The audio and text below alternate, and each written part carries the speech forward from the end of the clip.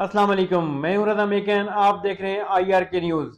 आइए जानते हैं आज की कुछ ताज़ा तरीन अपडेट्स सदीक जान साहब से। इमरान खान साहब के हवाले से अदालती महाज पे क्या हो रहा है, किस तरह से डेवलपमेंट चल रही हैं, उन तमाम चीज़ों पर बात करते हैं। और ये जो पस पर्दा मुज़ाकरात की बात दोबारा चलाई गई है, ये बात निकाली गई है, इसके पीछे वजूहात क्या हैं, किसने ये बात निकाली है और क्यों निकाली है। पहले आ जाते हैं इमरान खान साहब की के केसेस के ऊपर। इमरान खान साहब इस वक्त दो केसेस में पाबंद सलासल हैं। एक अलकादर केस में उनको सलाह हुई और दूसरा 9 मई के 8 केसेस में उनकी गिरफ्तारी डाली गई। अच्छा, गिरफ्तारी ज़्यादा केसेस में डाली गई थी और कुछ केसेस जो थे वो आज़ाद जजेस के पास केस लग गया तो उन्होंने इमरान खान को ज़मानत दे दी और बाकी केसेस जो हैं वो लग गए अब उन बेंचेस के सामने जो 26वीं आईनी तरमीम के बाद सूरत हाल है, तो वो केस खैर चली जा रहे हैं। जो अभी गौर साहब की भी इमरान खान साहब से मुलाकात हुई है और गौर साहब की इमरान खान साहब से मुलाकात हुई है, कुछ उनकी बाकी लोगों से अलहदगी में भी बातचीत हुई है। देखिए, इमरान खान साहब अपनी रिहाई के ऊपर नहीं कह रहे कि आप तहरीक चलाएं, ना इमरान खान साहब ये कह रहे हैं कि अपनी रिहाई के ऊपर वो कोई अपनी रिहाई को तरजीह पे नहीं रख रहे। इमरान खान का सारी लड़ाई इस वक्त पाकिस्तान में आइन की बहाली पर है और कानून की बहाली पर है, इंसानी हकूक़ की पामालियों को रोकने पर है और जो बेगुनाह असीरान हैं उनकी रिहाई पर है। इन तमाम चीज़ों पर इमरान खान साहब का फोकस है। अब इमरान खान साहब की जो दो केसेस जिनमें इमरान खान साहब इस वक्त गिरफ्तार हैं, अलकादिर और 9 मई, आज सेम डे दोनों रखे गए थे। ये पता नहीं कौन ये प्लान करता है कि जस्टिस डोगर साहब से भी वही तारीख रखवाई जाती है और जस्टिस आलिया नीलम ने जिस बेंच के पास वो भेजा, जस्टिस शहबाज रिजवी और justice Tariq Mahmood Bajwa, same day पे रखते हैं ताकि सलमान सफदर साहब दोनों जगहों पे पेश ना हो सके। जाहिर है सलमान सफदर साहब एक ही जगह पेश होंगे, या लाहौर होंगे या इस्लामाबाद होंगे। अच्छा, ये भी आपको बता दूं कि पहले 9 मई वाले पे आ जाते हैं। 9 मई के जो केसेस है वो 1 घंटे का केस है जिसमें इमरान खान साहब की जमानतें होनी है। अच्छा, हुआ ये कि पहले ये बेंच था शहबाज रिजवी साहब और साथ उनके थे तारिक सलीम शेख साहब। अब तारिक सलीम शेख साहब एक आज़ाद जज हैं, अपने हलफ से वफा करने वाले जज हैं और फिर बेंच टूट गया। मेरा ख्याल है कि शायद वो इनको तारिक सलीम शेख साहब को भावलपुर बेंच में भेज दिया है। तो जब वो बेंच टूट गया तो उसके बाद ही तारिक महमूद बाजवा साहब को डाल दिया गया। अब उसके ऊपर अब बड़े अरसे बाद ये केस लगा है, पहले भी नहीं लग रहा था ये केस। ये तो सलमान सफदर साहब ने बड़ी कोशिश की, उनके एसोसिएट हैं अहमद मिसर साहब, वो जिस तरह से उन्होंने चक्कर काटे इस्लामाबाद लाहौर हाई कोर्ट के और फिर जब पूरी तरह से मीडिया पे बात करना, सोशल मीडिया पे बात करना शुरू की, मीडिया पे तो नहीं होती, सोशल मीडिया पे बात करना शुरू की और दबाव बढ़ाया, तो तब जाकर ये केस लगा। और लगा क्या, जब दलाइल इनके मुकम्मल हो गए सलमान सफदर साहब के और प्रोसिक्यूशन से आधे घंटे के दलाइल रह गए थे, तो उस वक्त बेंच टूट गया, तोड़ दिया गया। जो भी हुआ वो आपको पता ही है, कोई लंबी चौड़ी उसमें क्या बात करनी।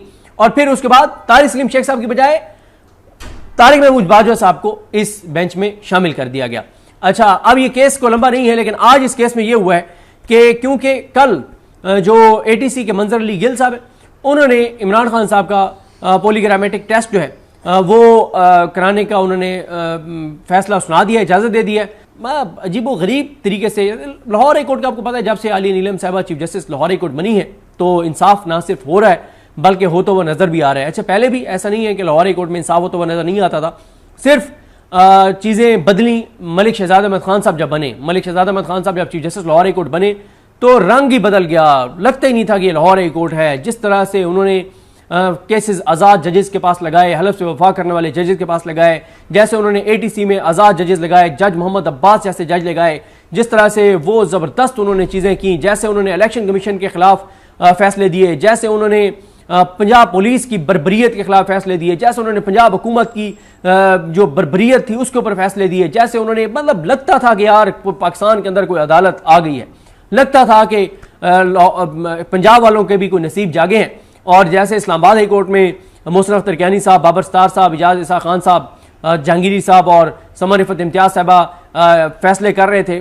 हमें पंजाब में भी झलक नजर आई थी। लेकिन फिर क्या हुआ, काजी फाइज जैसा घटिया, मकरू, नीच, गलीज, गंदा इंसान जो था, घटिया इंसान जिसने पाकिस्तान को तबाह और बर्बाद किया, वो उस गलीज इंसान ने नून लीग के साथ मिलकर और मलिक शहजाद अहमद खान साहब को ले आया सुप्रीम कोर्ट में और आलिया नीलम साहिबा को चीफ जस्टिस बना दिया गया। उसके बाद लाहौर हाई कोर्ट वही जैसे पहले इंसाफ कर रही थी कि इंसाफ ना सिर्फ हो रहा था बल्कि होता हुआ नजर आ रहा था, तो वही चीजें दोबारा लाहौर हाई कोर्ट में शुरू हो गई। तो खैर, अब इमरान खान साहब के 9 मई की जमानतें जो हैं वो चली गई हैं। मैंने आपको जिस तरह अर्ज किया कि मई के एंड में गई हैं।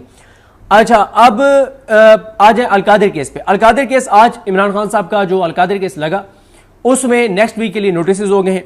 अच्छा, अब सवाल सबके जहन में ये होगा कि इमरान खान साहब की अगर अदालतों के जरिए मुकम्मल रिहाई होनी है तो वो कब तक हो सकती है?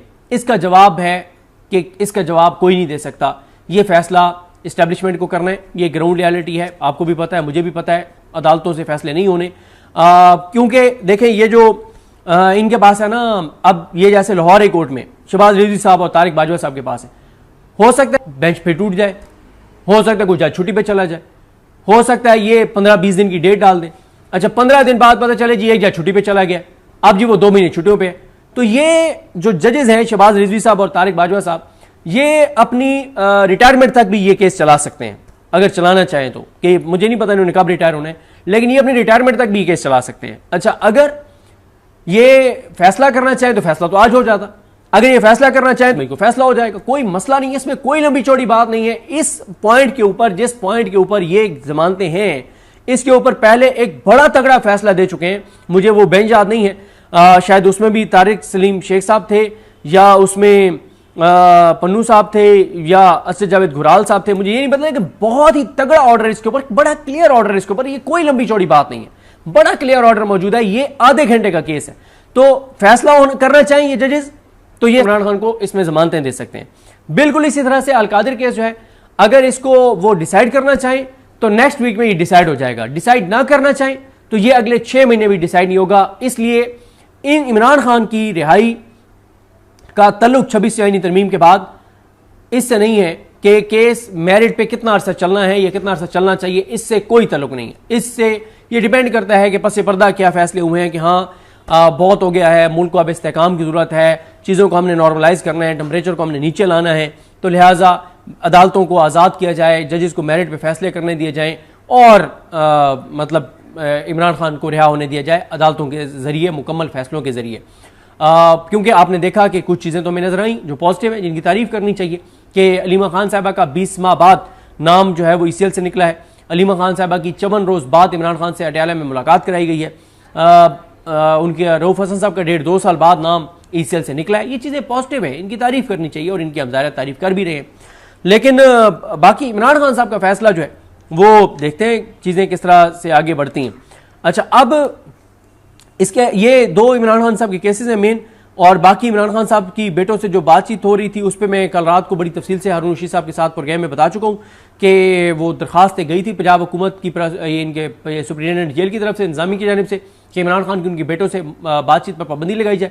वो दरखास्त उनकी मुस्तरद हो गई है। ये भी मेरे लिए बड़ी खबर है कि शाहरुख अर्जुमन साहब ने इमरान खान साहब के खिलाफ दरखास्त मुस्तरद किया। ये मेरे लिए बहुत बड़ी खबर है, ये मेरे लिए बहुत बड़ी खबर है, ये मेरे लिए बहुत बड़ी खबर है। ये दरखास्त मुस्तरद होना भी ये बताता है कि नहीं, चीज़ें कुछ न कुछ तब्दीली है, 1%, 2%, 3% तब्दीली है, क्योंकि सुप्रिटेंडेंट जेल की एप्लीकेशन जाए, पंजाब हुकूमत की एप्लीकेशन जाए, नून लीग के अफसरान की एप्लीकेशन जाए और शाहरुख अर्जुमन साहब उसको मुस्तरद कर दें, मेरे लिए ये बहुत बड़ी खबर है। तो नाजरीन, ये थी अहम अपडेट्स जो आपने जानी सदीक जान की ज़बानी। तो नाजरीन, जुड़े रहिए मज़ीद अपडेट्स के लिए हमारे चैनल के साथ।